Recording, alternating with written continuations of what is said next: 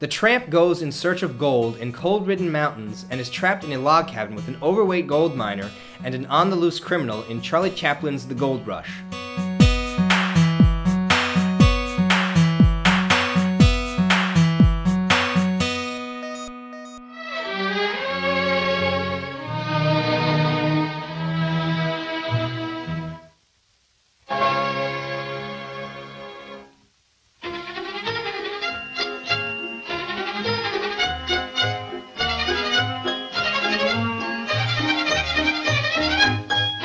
Now, most of Chaplin's best-known silent films were made after the introduction of sound pictures, including City Lights and Modern Times.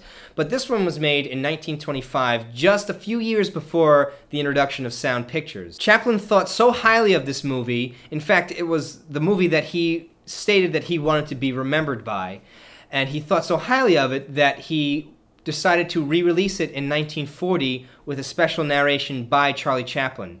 And it's very interesting how it's kind of storybook told, and he kind of dubs in what the characters are saying.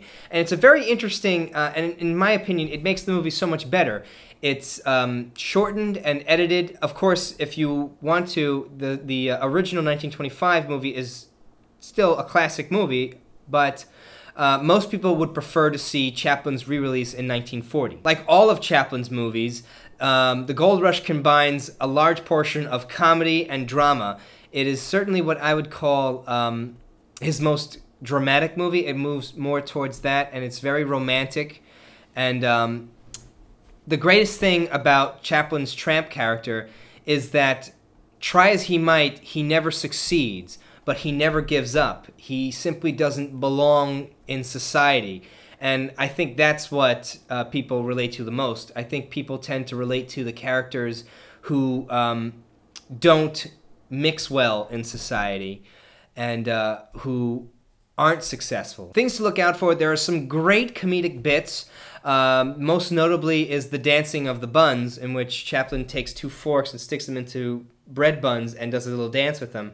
And it sounds goofy, but it's actually quite amazing. Like most of the things that Chaplin does, they just take you by surprise about how simple the idea is, yet how amazing the effect is. Chaplin had once said that if you give me a cop, a park, and a pretty girl, I can make comedy. And that's so true with most anything he does. Most of the bits that he does are that simple.